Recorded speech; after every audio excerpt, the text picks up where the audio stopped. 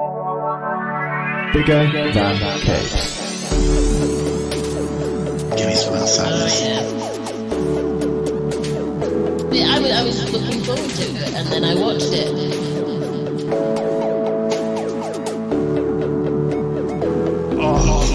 Oh, dry.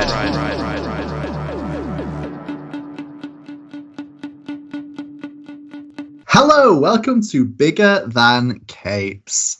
I'm Zach, and this week I'm joined by Angela, Matt, and Will, collectively Bigger Than Capes. How's everybody doing? Bigger Than Capes. Just keep saying it. Bigger Than Capes. Bigger than, I feel a bit bigger than Capes. Yeah. I mean, I was doing okay. Yeah. Now I think I'm having a quickly dissociative episode. Yeah, doing very well, Zakov, Bigger Than Capes. Glad to hear it, Will, Bigger Than Capes. Thank you. Anybody else want to weigh in? I'm feeling bigger than Capes.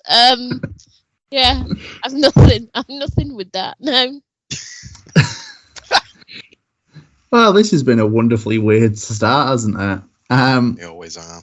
So, first things first, as they often say, we do need to announce, as we have announced on Twitter, but are now announcing to those of you who for some reason don't follow us on Twitter, Or can't read. that we are going to be going fortnightly with our episodes. So if you've been sat here for a week waiting for last Saturday's episode, As many millions have. yeah, the millions and millions of capers who've been waiting. Delicious the millions. capers. And millions. Very on brand today. Is it? Well, yeah. You know, I mean, you've mentioned Capes. Bigger Than Capes about 15 times now, exactly. so Yeah. that's on brand. definitely on brand. I don't know what's going on. So yeah, we're going to be fortnightly because we're all crazy busy, and at some point when we're less crazy busy, maybe we'll reevaluate. But for now, fortnightly. This is the most anyone said fortnightly in a. I didn't want to say bi-weekly, Angela, because now Matt will weigh in about what bi-weekly really means. That's why I deliberately mentioned Ah. it. I know, and I.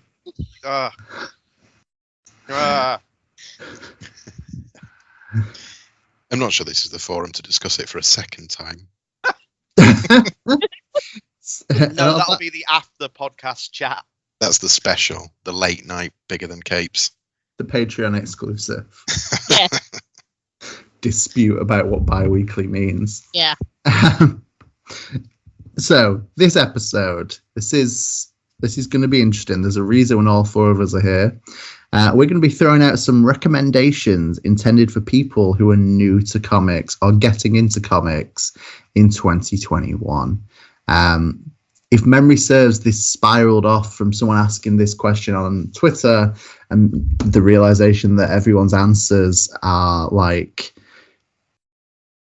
go read Sandman. Hey, have you read Saga? And that all the recommendations people make for new people getting into comics are kind of 10 to 20 years out of date. Yeah. Pretty much. So we wanted to make some slightly more relevant suggestions. Yep. Yeah. I mean, now you've said that, it dawns on me that one of mine started in 1977, so maybe not completely up to date. Not Spawn, is it, Will? But Spawn's been with us since 1777. Yeah, it feels like it. Right, is that King Spawn? No, that's Gunslinger Spawn. Spawn. Could you imagine me recommending Spawn? Not to be recommended, not to be as a confused with She Spawn or. It'd be a cruel joke. I think if Will recommends Spawn, we'll know that he's being held hostage somewhere and we'll have to stage an intervention. Probably by Todd McFarlane. I feel like we could easily turn this into a complaining about Spawn special, but I don't know what the audience is for that. No. It's clearly not with us. It's selling super well in it, this new Spawn. Yeah. I mean, to be fair, So they say. To be fair, I've not read it yet. You might be wrong, and it might be good. I might be wrong, but I think the chance is so infinitesimally small that I'm not willing to find out. And let's point out, Matt, what are the chances that both me and Will are wrong? That's Actually, I think the odds increase when we both agree. I was on going to yeah, say, probably, yeah. I think we It gets generally worse. find that things are worse when we all like them. Yeah. Fact. So, with that in mind, we're going to be doing a recommendation of a series that has finished, presumably recently, or a series that was like a one and Did we say done the arc. last Did we say within the last 3 to 5 years? I believe both numbers have been mentioned. I don't know if we ever settled on which one. So 3 to 5 will do. Stuck broadly within that concept. Yeah. I'm willing to extend if it's finished in the time since Sandman ended. It's more recent than a lot of people's, hey, start with Sandman. It's more relevant. But we all know you should start with Books of Magic. It introduces you to Sandman. But Sandman's relevant again. Yeah, there's an audiobook. and a Netflix show. And Oh, yeah. No, I was more excited about the audiobook. Sandman is relevant again. But in many ways, hasn't Sandman always been relevant? Not really, no. It's a good 20-year gap there where it didn't really matter. But hey. So here we are anyway. Seriously, though, go read Sandman, though. It is dope. I was going to say it was nice having listeners. I think that's the first time I've used dope as a actual as a word in that. I don't know what I'm doing. I know, I do that occasionally. I think it's going to go well, and then I say it and realise, no, I am 33. There is a reason that I don't use this word. That doesn't work for you. I use it far too often. I'm 30, though. I think I've got a couple of years of dope left. You absolutely don't. Thanks, Will. Always there to dash my You're welcome. hopes. I think it's tough love. Thanks. And it just. So we're going to do one finished series and one ongoing series, thus anchoring us in the modern era. Except Will. Yeah. Yeah, certainly, as per usual. To make sure the episode doesn't run a million years, we're going to have a buzzer that goes off after 10,000. No, there is a 3-minute timer. Yeah. And it will make a noise. This noise may or may not be edited I was going to out. say, can you demonstrate the noise? Would you like to hear the noise? I would. Can't hear it very well considering Angela's wearing a headset. But Yeah. I mean, I'll hold it up to the microphone. we could edit in the noise.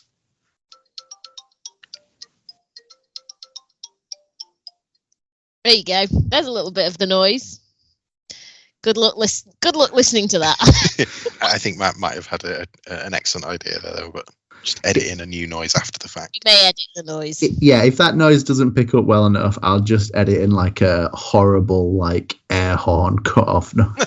I'd edit in a Wilhelm scream myself. Just, Oh, nice. Oh yeah, like get some good royalty free. Yeah.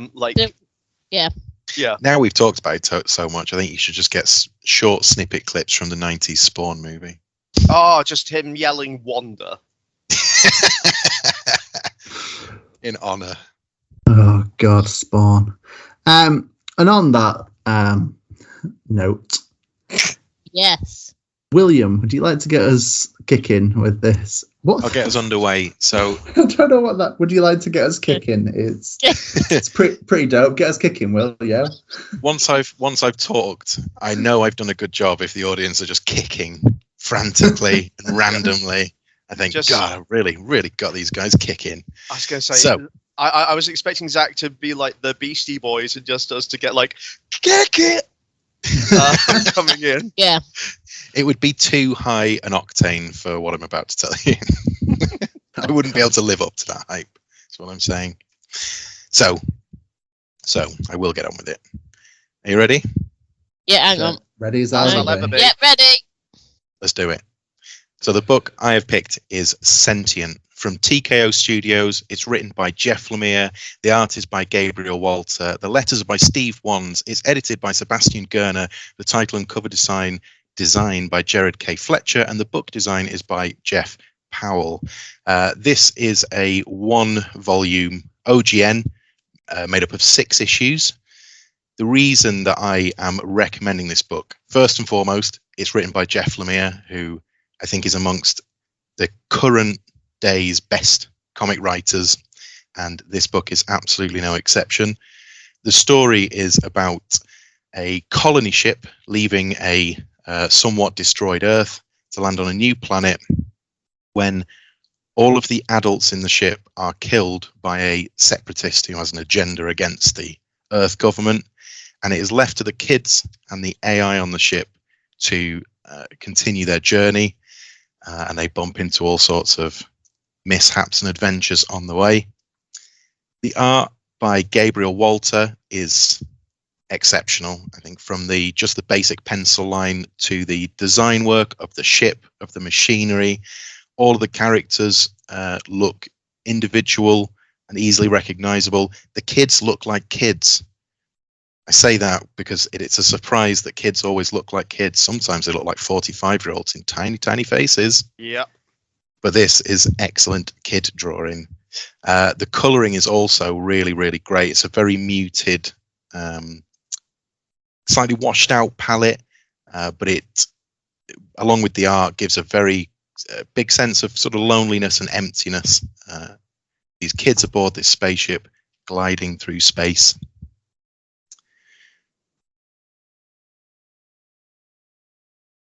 Oh no, I'm eating up my own time. Ooh. A minute left.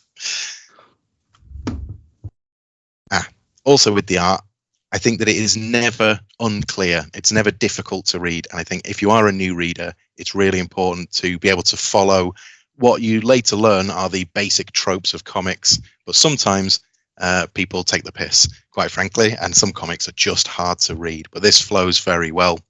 I think being a self-contained 6-issue story means you can get it all in one go. It's a pretty fast read. It's quite a breezy read, but you're not going to be tied into a massive run. You don't have to know anything from before. You can buy it as an oversized trade, or you can buy it in a nice collector's box with the 6 individual issues. Between Jeff Lemire being ace, Gabriel Walter being ace, and this book being ace, you should buy this book. Sounds pretty ace. Now.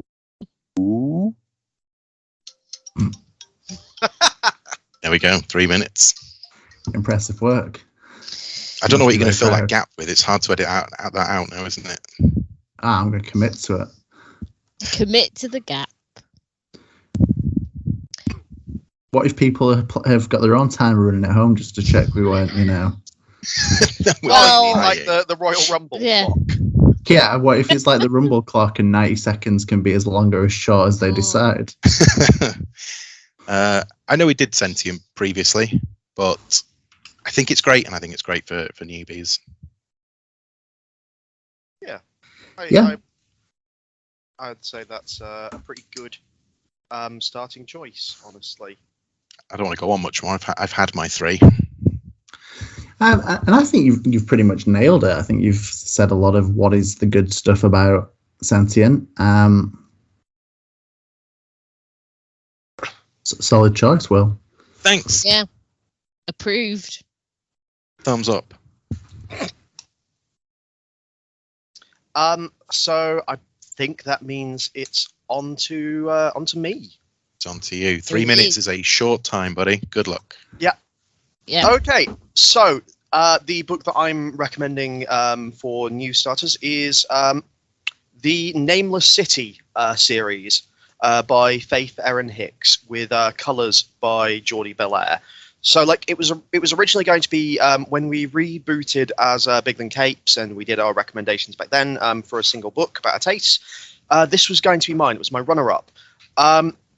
So it's heavily like Avatar inspired, and it wears that wonderfully. Like, it's kind of take like the Ba Sing Se arc, like where you just have this absolutely huge, like walled city, like Metropolis that is just this cultural hub, and unlike Ba Sing Se, that has never been conquered, the Nameless City is called such because to the people who live there, it's conquered all the time. Like it passes hands between different like rising and falling empires and nations and warlords.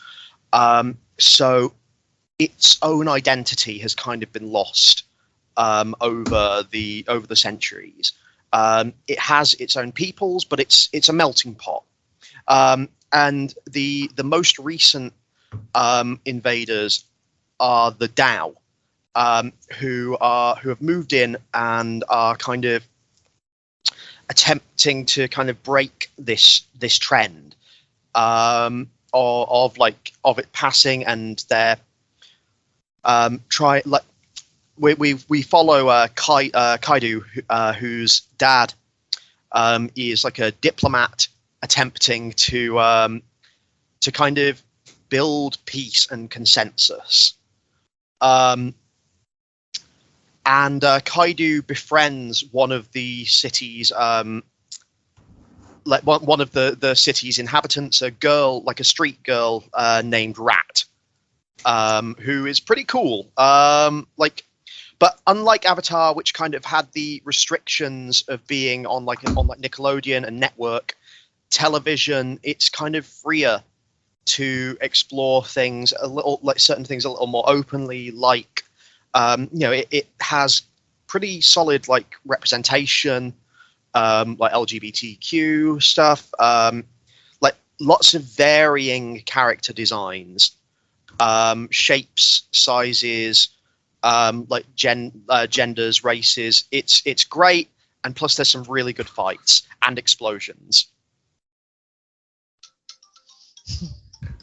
Bravo. Another perfect 3 minutes. Oh shit, it's 3 volumes. There we go. That's getting cut. You're not getting that bit of information. You have to get rid of That's that, useful Matt. to know. Sorry, That's that was- useful to know. That's my penalty. No, we'll allow, at least 10 seconds either way. Oh, will we? We will. I've decided. I'm just redrawing the rules as we go. I've got to say though, Matt, I've not read it, and you've sold it to me. Sort of more Avatar-like fantasy is. People at the moment want, like, there's been a big renaissance for like people like rediscovering or discovering Avatar for the first time. Mm-hmm. And it's a book that I would like tell anyone who's got that sort of like, oh, this book, this cartoon's really cool, like, to go and look at. Like, it's great. Into it. Yep. Still only read the first one, but I should read the rest. Yeah, you should. I can lend them to you. It's nice to know it's 3 volumes as well. Like, that is a manageable amount of comics. Yeah. Yes. Yeah, definitely. Yeah, it doesn't overstay its welcome. Yeah. That's a good point. All right, does this mean it's me? It means it's you. Yes, You it voted does. third, so I did. You're I, going third. I chose this. All right, when does my timer start? Whenever you say start, the timer will start. Okay, I'm ready. I'm good. Let's go. So, my pick is Beckstar from Mad Cave. Oh, sweet. It is sweet. It's written by Joe Corallo. It's arted by Lorenzo Colangeli, with cover art by Sweeney Boo, lettered by Joamet Gill, edited by Chris Fernandez, and with book design by Miguel Angel Zapata. Not sure why I'm wasting time going through every single member of the creative team, but here we are. Basically, Beckstar is a kind of space adventuring type tale in the traditions of, like, Star Wars or Star Wars the other three or Star Wars the other three, but with kind of almost an Indiana Jones-esque level to it. Basically, in the past, a group of 4 thieves essentially have all come across artifacts. So Beckstar herself has a luck dagger. Lord Mordecai, previously just regular Mordecai, the bad guy, has a consumption amulet. And then there's Anissa, who has a creation gauntlet. And what's his face, who has the clairvoyance rod, which he then passes on to Paprika. So Paprika can get Beckstar's help to find Anissa to protect the creation gauntlet before Lord Mordecai can get it. And Beckstar's got a really cool friend called Sally Sulin, and it's super pretty. It's got kind of really, really cartoony art style, but it really works. Even, I think, emotions really well conveyed despite being so cartoonish. And it's got a nice kind of layer of neon coloring over a lot of it, which I'm super into. It might not be the best science fiction book I could recommend, but I think it is the most fun one. It's just real good. And I was surprised. We talked about the first issue, and I didn't expect it to stay so consistently good. But it does. So, it's just Beckstar, guys. Any questions? You've got 40 seconds to fill here, so feel free. There's a robot enforcer guy called Oscar who's robot-y, and there's magic and space and constant references to the prequel trilogy, the best Star Wars, as we've all come to agree as time has gone on. Do not defy the Council Master, not again. Feel, don't think, use your instincts. Fear is the path to the dark side. Zach, why are Fear you trying leads to anger, anger leads to hate leads to suffering. Why are you trying to make me not like you? Like, we're supposed to be friends. There was time to go, and I didn't have anything left to say other than start. You were banished because you were clumsy? Well, that's a great recommendation for a good book, and also the Star Wars prequel trilogy. Unfortunately, all those quotes were from Phantom Menace, so if we can record that again, and I'll throw in some Attack of the Clones. Yeah, well, then you've got sand. Yeah, sand. I was gonna say.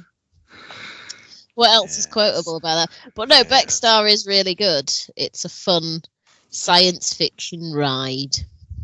Yeah, as you say, we picked up the first issue for the Roundup, and I enjoyed I that. think we were all surprised by sort of how good it was at the time. Yeah, it's one of those. I mean, both of my books are sci-fi. It's a big thing in comics, like they're everywhere. But because there's so many of them, sometimes it can be hard to nail down those really good ones. Yes, definitely. And Beckstar's not something that's getting a lot of advertisement. I don't think it's reaching a lot of people. So I think that's an excellent recommendation. Yeah. Well, thank you. I didn't even realize it had finished, so I'll have to. It finished last month, and the trade comes out in November. Brilliant. I'm going to have to get it. Yeah, keep my eyes out for that. Yep. So that brings us to Angela. I control the timer, so this could be fun for a laugh, couldn't it? Huh, So haven't thought about basically that what you're saying is, you are working on Royal Rumble time, whilst the rest of us weren't. Pretty much. No, I shall be good. Yes. I just need to get all the things, because I need the list of the people what did write it and art it and such. Okay, I'm going to start. If you want to watch me press the button, you can do. Right. Well, I think we trust you. My pick is Carmen, published by Image. The story and art is by Gwilym March. The colour assistant is Tony Lopez, and it's translated, because it wasn't originally in English, by Dan Christensen. So Carmen basically is the story of a young woman, Kata, who unfortunately has decided to commit suicide, And Carmen is the strange, otherworldly creature, if you will, who looks like a living skeleton, or looks like she's wearing a Halloween costume and also has pink hair, who has come to guide Katia to the other side, as it were, and reflect on her life. And it's 5 issues, and that's basically how it goes. There's all kinds of things that go on within those issues as Katia sort of wanders as a ghost within the world that she was once a part of. But the real selling point is it's a really, really, really pretty book. The art in it is just, it's superb every single time. In the way that it's just designed, or there's a whole bit in issue 5 that's like really MC Escher style, where we have a glimpse into the world that Carmen's come from. There's flashbacks that Katia gets, just the way that she soars over these beautiful cityscapes. It's just a really pretty book. You don't even have to read the story, although you should. But even if you just flicked through and looked at the pictures, you would get something out of it, because it's just really, really well put together. Even things like on the character design, Carmen's got sort of like freckles that look like blood spatter and things like that. It's really emotional as well, because obviously Katia, basically, you're never sure whether it was suicide or just a cry for help. And it's really quite sad, and she realizes the impact that her life had on others. So it's quite a personal book on that level, but it's well worth reading, because it's a really good story. It's a really pretty book. But yeah, I don't have much else to say. It was originally published in Spanish, and it's also available in French. The trade does not come out in English until February in hardcover, even though the last issue came out in July. Make of that what you will. But hopefully it'll be really pretty hardcover, and that'll be very nice. Because like I say, it's just a really nice book. And if you want to get into comics because of art, then this is a really good way of exploring the beauty that comics can have within their art. So there you are. That's my first recommendation. Done. Hey. I definitely second this. It's a really good book. It scared me this earlier today, where I saw somewhere that had this solicited to come out in May, which I am not a fan of. No. Real pretty and really, really good. So I agree with Angela. Angela is correct. I would like to third that. Again, another one I remember doing the first issue in the Roundup. Yeah. And yeah, the thing that stuck with me is how incredible it looked. And there's some really interesting paneling in that first issue. And there is. The way the kind of, well, in inverted commas, like camera sort of moves around the scene. Your viewpoint, I suppose, is probably a better way of saying it. Was super interesting. I really look forward to that trade as well. Another great recommendation. Yeah, all the spaces in that book are so cleverly put together. Everything feels like, a skilled architect has kind of figured out how to build the panel structure. Like they've blueprint, like the book is sort of a house that's being built. It's like it feels like a living space. I very much recommend it. There we go. Superb. So that's all of our finished items. Yes. So now, They were good. They were all good. I'd agree. Otherwise, I wouldn't have recommended them. Someone's got an attitude. I'm sorry. But good variety there as well. I think there's different types of stuff all put forward. Yeah, yes. It's all it's the thing with comics that it's very easy to forget. Is that comics are a medium Bigger than capes. They're a medium, not a genre. Yes. Yeah. Absolutely. Because it's like, I remember, where did I read it? Like once talking about comics, and it was saying like, imagine if like rather than superhero comics, it had been like comics about like nurses and like that had taken off, and everyone was still going on about Alan Moore's Incredible Nurse comic, and like nurse comics are all that existed. It's the same, like that, like the sense of like the stifling kind of presence of like of a genre that is seen as the medium. That's true. Yeah. What happened to the Nurse of Tomorrow? Yeah, can I get Alan Moore's Nurse comic? Is that? Oh, I mean, it'd be interesting at least. Yeah.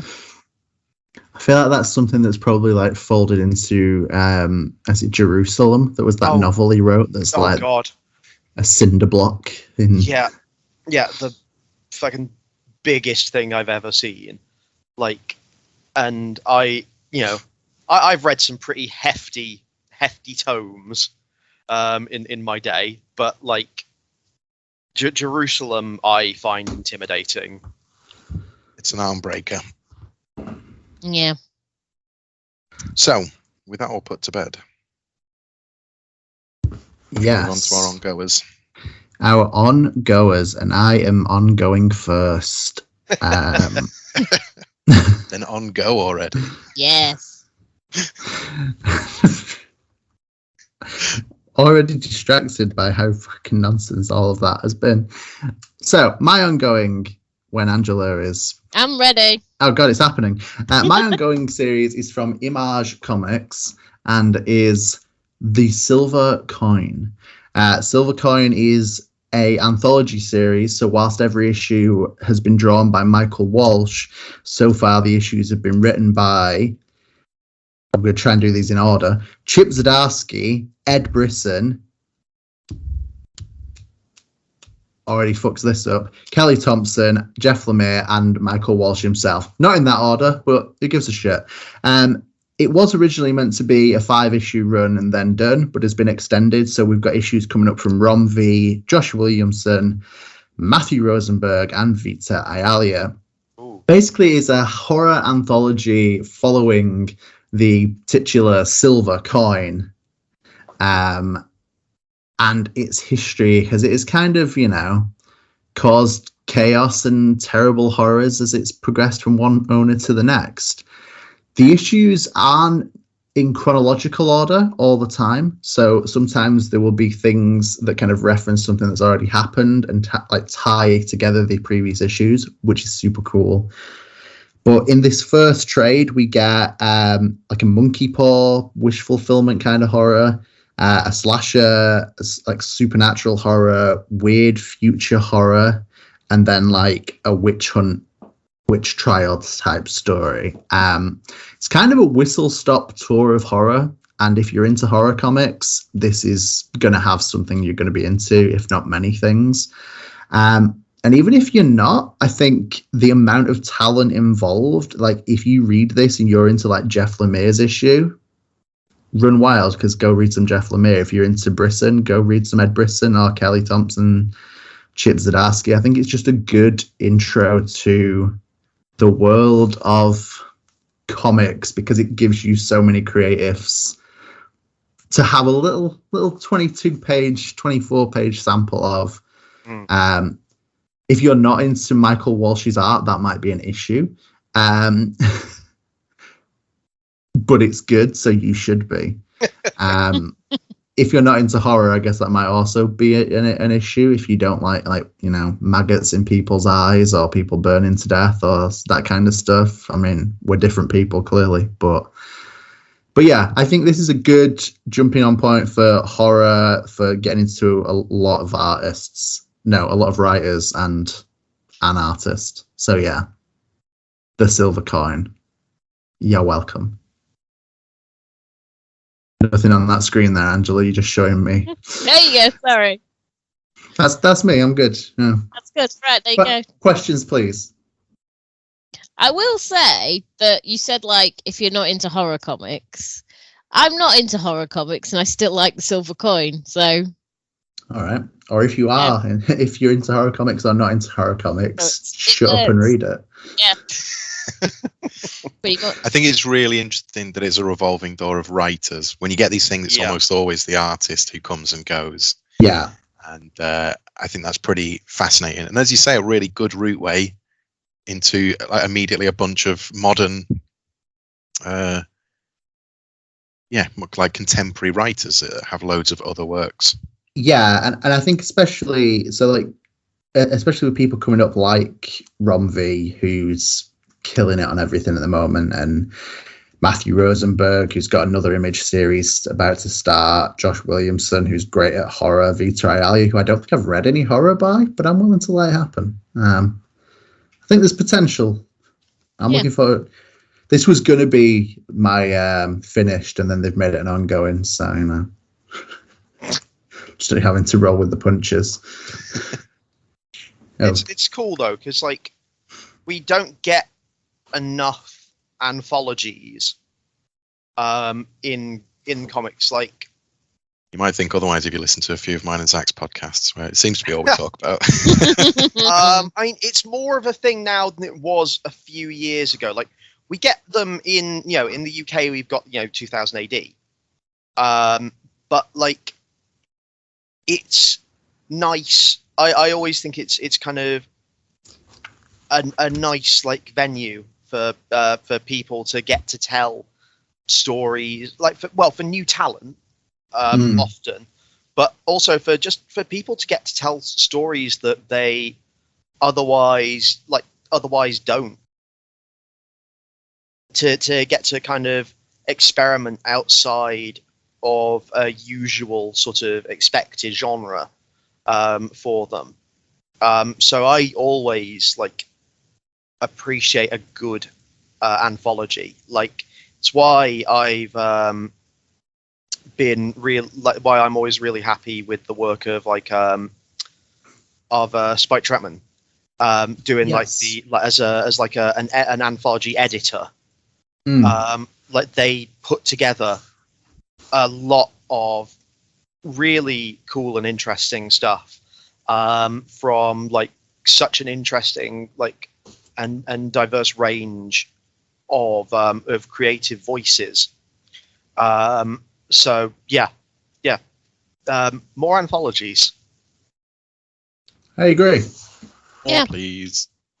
More of those. So, Angela, would you like to? I would, yes. So, my ongoing is Time Before Time, which is published by Image. The writers are Declan Shalvey and Rory McConville. The artist is Joe Palmer. The colorist is Chris O'Halloran. And the letterer, one of my favourites, Hassan Otsmane Elahu. So, Time Before Time is about Tatsu, who works for the Syndicate. The Syndicate are a criminal group, let's be honest, who for a price will relocate you to a period in time if you have to run away from your life, your responsibilities, any of that. So for a price, they'll relocate you. Tatsu's been doing this for a while. The longer he does it, the more credits he gets to get his own sort of, his own restart in the time zone.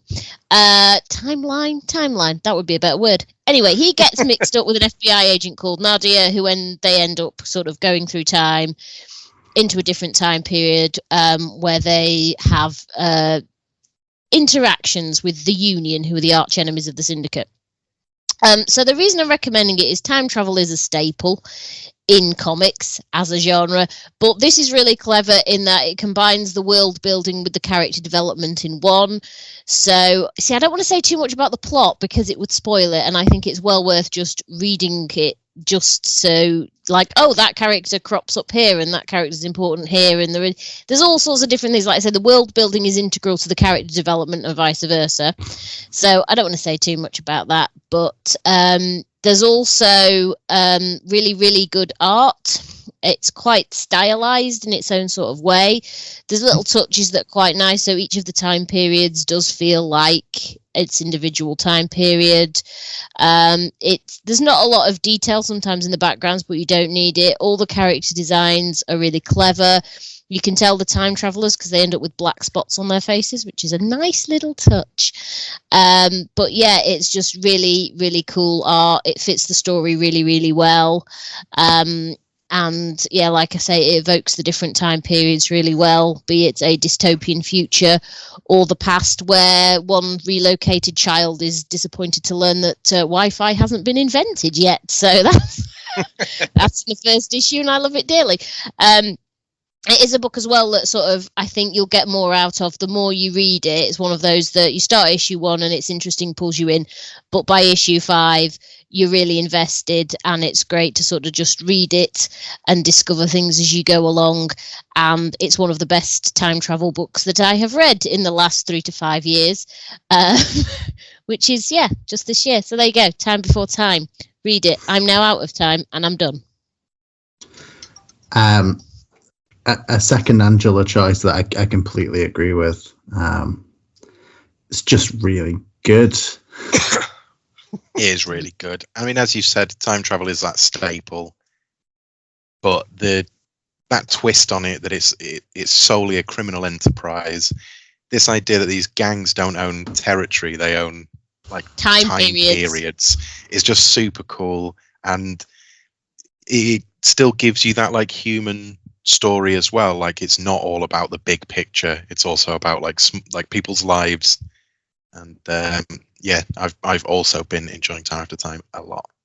Yeah, I should add, it's currently 5 issues in a trade coming out soon, and the 6th issue is a standalone set in the same world, but it's all linked in. The funny thing is, the next trade actually comes out in 1997.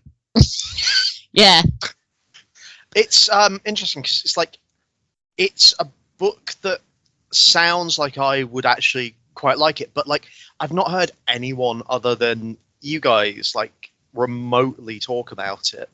Everyone else is wrong. Yeah, everyone else is wrong. Everyone should. I am surprised actually it's not got more traction in the wider world, because it is a really, really good book. Especially when so it's Declan Shelvey, and his previous book, Bog Bodies, seems to get quite a lot of attention, and like his artwork for like Injection, Moon Knight, other such books always seem to get really positive responses. So I'm surprised that this hasn't been as talked about. Yeah, I don't know why it's not been. To me, this is one of the best books that Image is putting out as an ongoing at the moment, and I don't know why it's not being pushed more.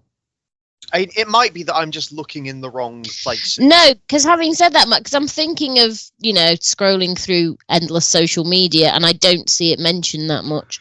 I have to ask, this sounds like both of you are not completely looking at Bigger Than Capes or biggerthancapes.com. I mean, I am writing all the reviews for Time Before Time on Bigger Than Capes. I'm pushing this book. That's why I said. That's why I said anyone else talking about it. All right, I've been trying to get people to read it for months. If we're talking about great books and no one else is, then we're doing our purpose. That's right. That's why we're here, allegedly. Yeah. Yeah, that's why we did this to ourselves. But yeah, so I will get started on my ongoing book. Yep. So I am going to talk to you about a manga. Yes, that's right, viewers or listeners. Something from Shonen Jump, actually. So I'm going to teach you about Mashal, Magic and Muscles. That is basically like it's sort of One Punch Man meets Harry Potter, but like if Harry Potter was good.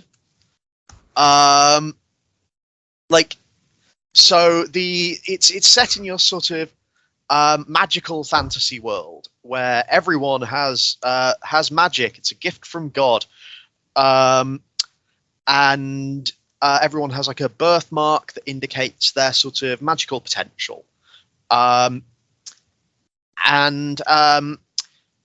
main character, Mash Bernadette, is born without magic, and as such, like if he is ever discovered, he will be executed for his lack of this divine gift. So his grandfather has kept him hidden out in the woods. But the thing is, Mash is real tough. He's a big, strong boy. And eventually he he himself is in the sort of One Punch Man sort of mold, like basically in almost invincible. Like he is so strong and tough that like all of these situations that everyone else would approach with magic, he resolves with his incredible physical abilities. Like he eventually has to through various circumstances enroll in disguise as someone with magic in the magical school. This leads to situations such as him having to pretend to have magic in like the broom flying class by throwing the broom like a javelin and jumping on it, like running fast enough to jump on it in midair. There's a Quidditch-like game where he jumps so high into the air that he appears to be flying with the broom between his legs, and like quickly moves his legs and flaps his arms fast enough that he stays in the air. It's good. It's not just a comedy. It moves into sort of have a serious plot at the moment. It's great. It's got some really good ongoing stuff, and I'm done and I've run out of time and I've barely told you anything. Fuck. What a self-aware finish. I think you told us quite a lot, actually, Matt. But not what I really wanted to tell you. Yeah, but you said the bit about Quidditch and the broom and flapping his arms and all that. I mean, that would get me to read it. Yeah, I bought into it, definitely. And much like I keep saying, I do agree with Matt on this. This is good manga. Yeah, it's like it's silly and weird. It's like it's not as good as some of One Punch Man, but like when it actually gets to show its heart, it's really very like it has some emotional gut punches that you really kind of don't expect from it, in the same way that like that you know, to say it again, One Punch Man does. Like, I don't think it ever hits quite sort of like the Moomin Rider Deep Sea King moment for sheer sort of like emotional gut punch, but it's not without its pathos and its catharsis. Do you think it's an easy read for new people to manga? I really do. Like, I think it's incredibly approachable. Like, it doesn't like it manages to really sort of create like a welcoming environment. It builds its world very quickly, and it doesn't even though it's in kind of like well-worn territory for at least some of its stuff, like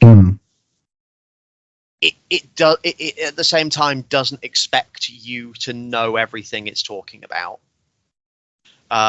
Like, so it's not hand-holdy, but it doesn't, like I say, it doesn't expect you to just look at it and know everything.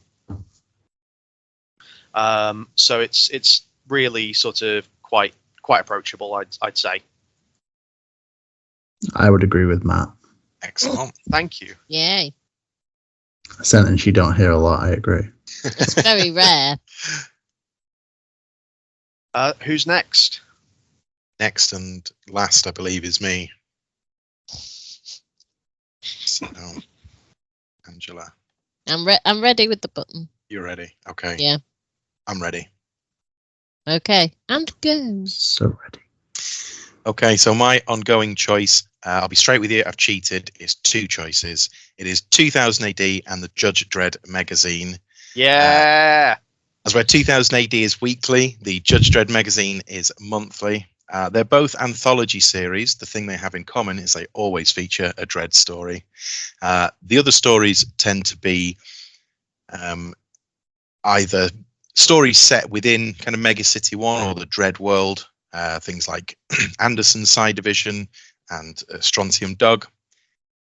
But some stories are completely independent. They tend to be sort of sci-fi or horror or some sort of action adventure. Some of them can be as short as a single page, but some will last for 7 or 8 installments across issues. Highlights so far have been Dreadnoughts, which covers the early creation of the Judges working alongside the existing police force. Ooh. Stickleback, which is like a steampunk fantasy about a criminal mastermind in a magical Victorian London. Megatropolis, which is like a 1920s reimagining of Mega City 1, all Art Deco themed. And 2000 AD Regen, which are complete issues based at sort of all ages reading, and always have a Cadet Dredd story with him and his brother Rico in the academy. Oh, nice. I started collecting 2000 AD at 2200, issue 2200, and now I'm up to 2254. And from the Judge Dredd magazines from 424, I'm now at 437. The Dredd magazines tend to come with lots of extra stuff, like sort of mini graphic novels, or I've now got a 10-piece Dredd universe encyclopedia. The art is, like the stories, is incredibly varied. There are too many creators to list because it'd be all of them. The Dredd stories do make up part of a single continuity that started in 1977. Yeah. Unlike some of the others, it's never reset, and everybody sort of ages in tandem. For example, there have been several different chief judges who have come and gone and all seem to have their own kind of agenda and change the world around them. The independent stories are just that. You can sort of pick them up wherever. What I did when I first bought my one off the shelf in my local Tesco is that when I liked the stories enough, I just backdated to the first sort of jumping on issue where these particular stories have started, and I've just carried on from that point. And I think it is great for new and old readers alike. Mm-hmm. You're welcome, world. Yeah, I couldn't agree with you more about it's again, I mean, there's always kind of there can always be kind of a worry when recommending someone like an ongoing anthology like 2000 AD, that it'll be like, well, you know, what about this story that's been going on that they'll have no idea what's going on in. But it's like that's kind of exciting in its own way as a new reader, just seeing, because you'll have at least there's almost always in 2000 AD one new story, totally new, starting sort of in most issues, to kind that makes it approachable enough, to someone with no sort of knowledge of any of it. So I'm never worried in quite that regard with it. And sorry, go on. Sorry, buddy. I was just going to say I've had absolutely no problem kind of jumping into Dredd. The stories tend to be a bit more self-contained because they're all focused more or less on Dredd and a fairly small cast of other characters. Yes. You don't have that spider web effect that some of the other universes do, where they're stepping on each other's toes and things are sort of spread a bit too thin. I think this is kind of more concise and a bit more iterative as well. Each story is a self-contained little thing. Yeah, that tends to just add to the greater world. And they all build together over time. Very little for no reason. Absolutely. Like, yeah, and it's and like one thing with like the Dread stuff in particular is it's such a good balance of like weird comedy, and just absolute just like despair. Yeah, it's satire of both like politics and of sort of ultra violence. I mean, at the end of the day, like Dredd is part of a fascist regime. Yeah. And doesn't have any doubts about that. He's not the sort of character from the inside going, maybe we're wrong here. No, he's absolutely all for it, and you sort of have to swallow that pill. The interesting thing is, like, we dealt with kind of like Dredd having doubts decades ago. Yeah. And like kind of moved past some of that. He's over it now. Like, because do you remember when he was going to retire? It was like sort of before my consistent reading time. Oh yeah, like I mean, I think I mainly was able to read it in things like the complete case files, or like a mega epic sort of collection from my old like local library. But like one of the most fun things you'll find if you read 2000 AD is that you get to start talking the absolute nonsense, like 2000 AD specific, like vocab. You'll start referring to comics as progs. Yeah. Progs and eggs. Yeah. And you'll never kind of be accepted in normal society ever again. Of course, what's wrong with Matt? Yeah, you'll be cast out into the cursed earth. It's but it's worth it. I swear. There's a recommendation for you children. Become a social outcast. Yeah. I'm going to have to cut this, but I'm sorry. As soon as Will said jump into Dread, my brain immediately just started playing the words jump into Dread over step into Christmas. I knew you were about to say step into Christmas. Jump into Dreadmas, jump into Dreadmas. Iron Fist forever and ever. Maybe I'll keep that in. That's good stuff. Free. Whoa, whoa. Yeah, step into ISO. Oh man, my brain. Oh, dear. God, we're gonna give you like 6 years in the cubes for that.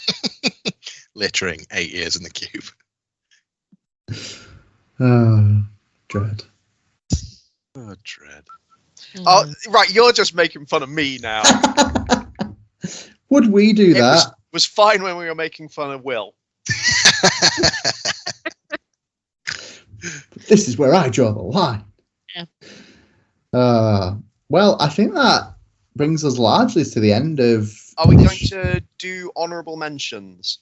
I think we should do honourable mentions. Yeah. Matt, would you like to honourably mention something?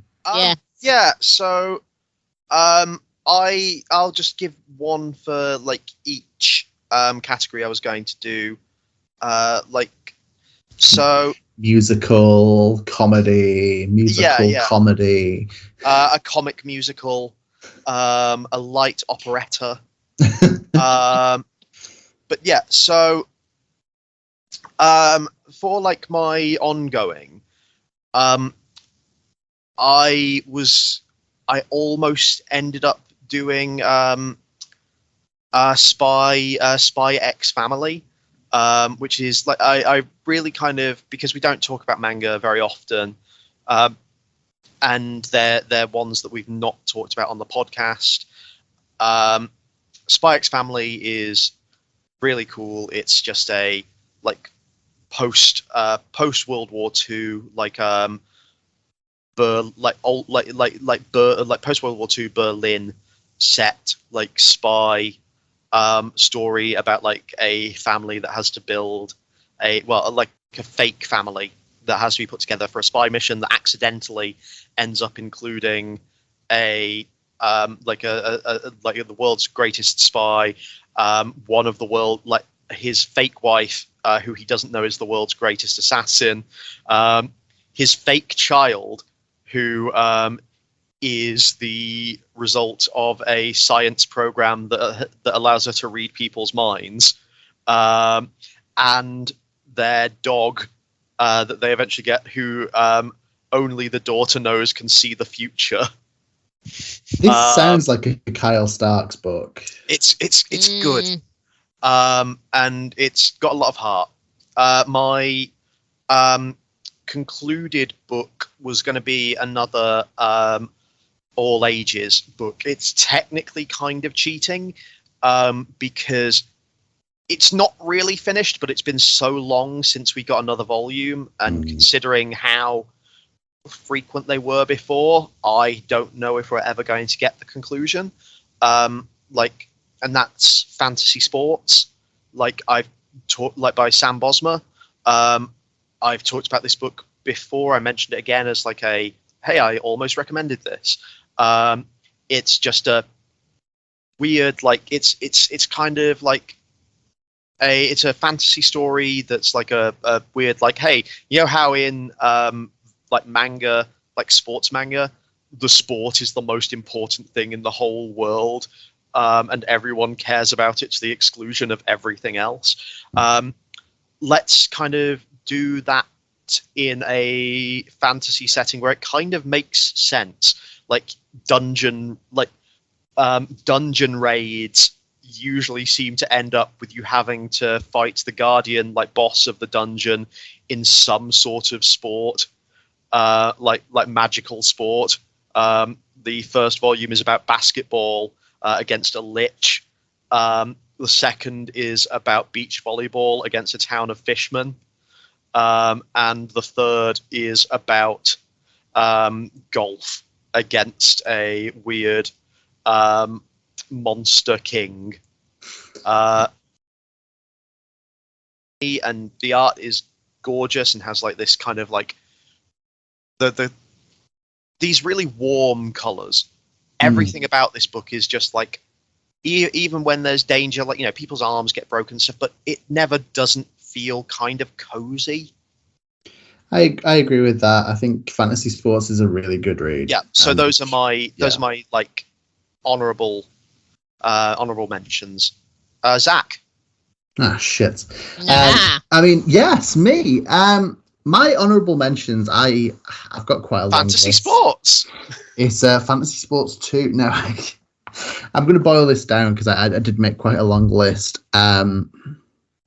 So for like finished things, it was really close to being Alice in Leatherland. It's from Black Mask, and it is by Yolanda Zanfardino and illustrated by Lisa Romboli. It is basically the story of a woman who writes fairy tales and is convinced by her friend to move to San Francisco after breaking up with her terrible ex.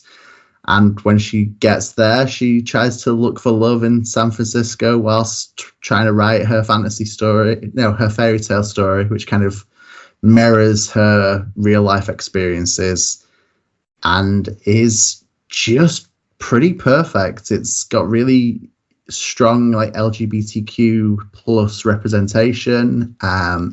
It's all done in a kind of, I guess, kind of almost rosy pink kind of coloring, but it's really, real pretty. Just really good comics, and it's just nice, and yeah, definitely a good jumping on point. So yeah. And we didn't have any romantic comedy recommendations, so go check that out if you're not into sci-fi or horror or sci-fi horror or horrific sci-fi. Yeah. As for kind of ongoing things, I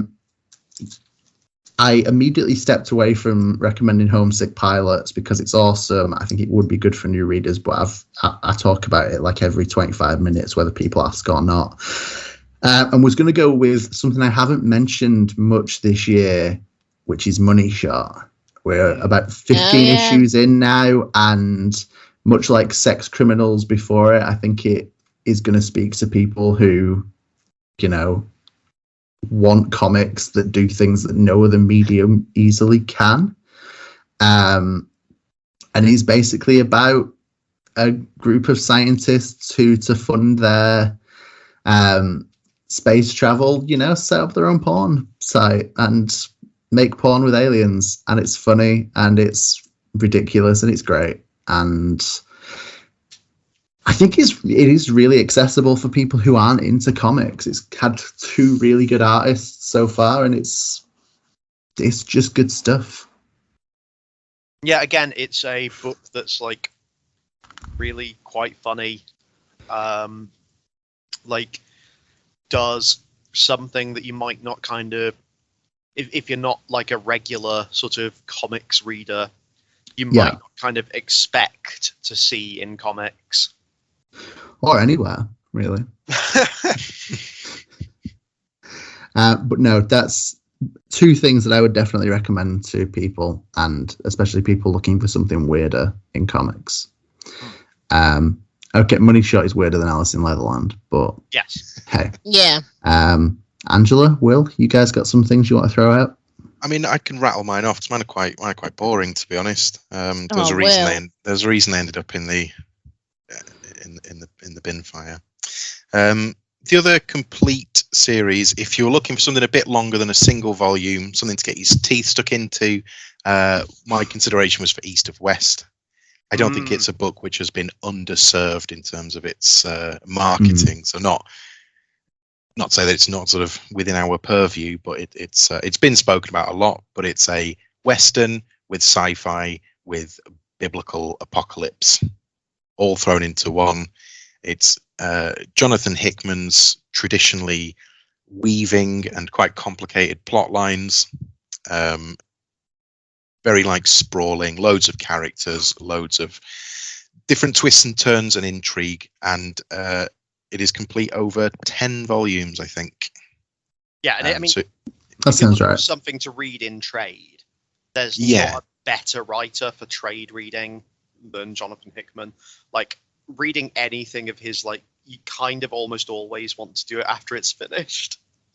Yeah, I think the seeds that he lays early on, if you're reading things month to month, are quickly forgotten between one read and the next.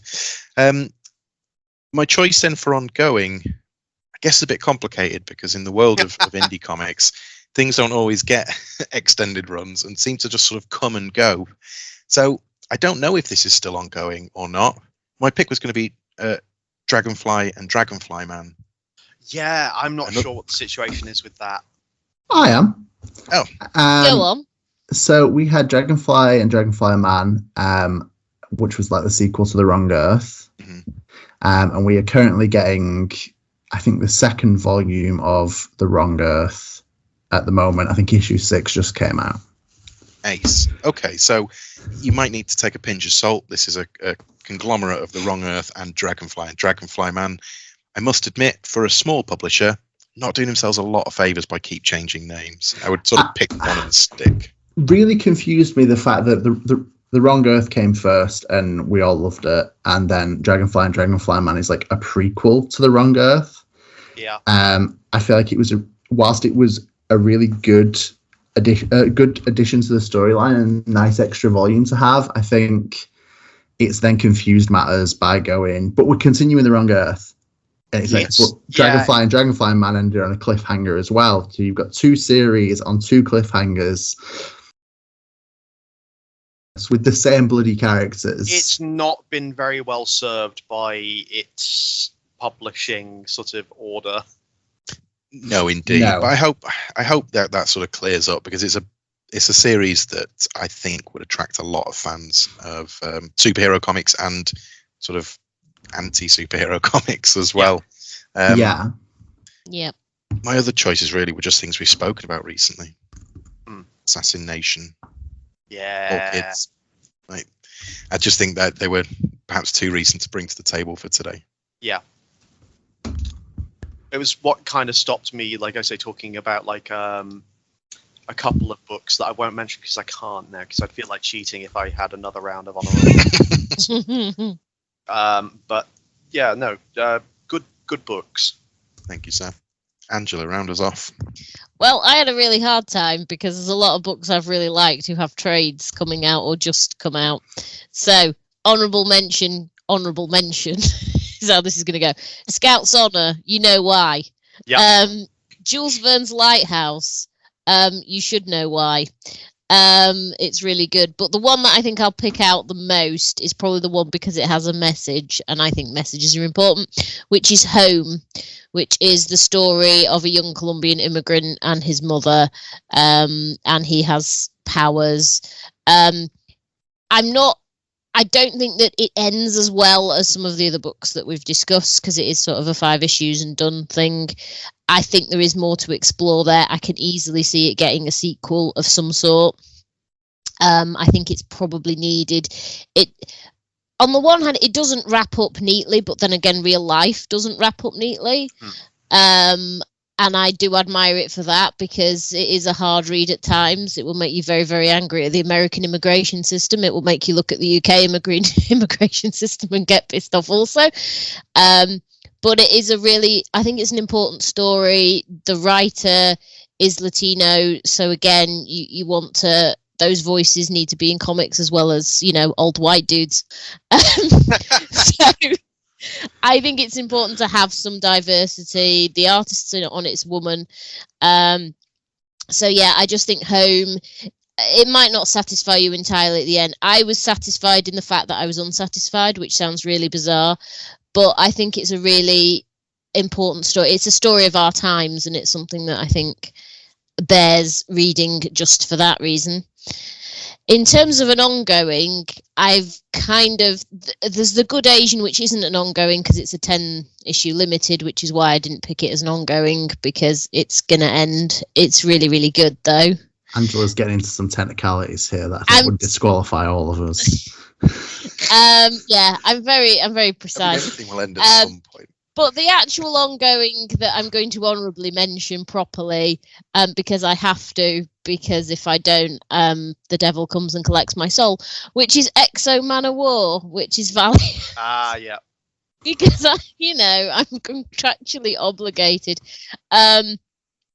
It's a really good run. Valiant at the moment makes me sad because stuff gets dropped and picked up and then dropped. Savage was really good for 4 issues. There's no sign of that coming back. Ninjax had a whole change of creative artist on there, and it's 4 issues, and we're not getting it again until 2022. The only actual ongoing that Valiant have put out that has survived past 4 issues recently has been Exo. It's a really good run of Exo. I've enjoyed it. It's at the point where every issue I read, I need the next one yesterday because it's sort of, I need to know what happens. So yeah, I have to mention Valiant because that's my thing. So yeah, that's my honourable mention for an ongoing. Great. It warms my heart to say that something at Valiant's going well. Yeah. Something is. It's probably the only thing right now. They are putting out, to give them their due, they're putting out good books, but there's a lot of stuttering. Like Ninjak, the last issue of Ninjak actually changes artist after 4 pages. Oh no. It's not good. So yeah, I worry for Valiant. If you're listening, Valiant, I wish you all the best. Please hang on in there. But yeah, they don't really have ongoings like they used to. Long gone are the days when we had a 50-issue run of Exo. So who knows? Maybe this will. I doubt it. This could be the one, Angela. I live in hope. I live in hope that Vendetti's run will be equalled, but who's to say? It's a bloody good question, if you ask me. I think they were all very good honourables, but I think also good choices for the main list. I think we've had some good shows today. I like to think that someone will listen to this and go get into some of these comics and will one day, write to us a nice letter to thank us. Will it not be an email? Because they'll probably. No, I'm going to set up a PO box. Set up Fair a pigeon enough. stall on my roof, and I shall receive post that way. Postcards on answers on a postcard to Yeah, So it postcards on an answer. Yeah. postcards on an It's answer. got an Yeah. answer. Hoping no one had Fair. noticed that. Oh, Good. dear. Yeah. So we will be back in 2 weeks' time for our September indie comics roundup, baby. Will it No, we not be fucking won't. October one? Well, I was just thinking. I mean, if we go back in time, yes, but if we're going forward, see, time before time's just ruined everything. The timeline's broken now. So So to repeat what I just accurately said, we will be back in 2 weeks' time for our October roundup of the indie comics, in which we will be rounding up the indie comics of October. Some of them at the very least. And unless anyone else has got anything to add, I think that's us for the week. yeah, Certainly feels like it. we're good. Jolly good. So we have been Angela, Matt, Will, and Zach, collectively bigger than capes, and we will continue to be. And remember that comics are bigger than Bigger than capes. Capes. Mess. That was terrible. Awful. Bigger that. than Capes. Capes.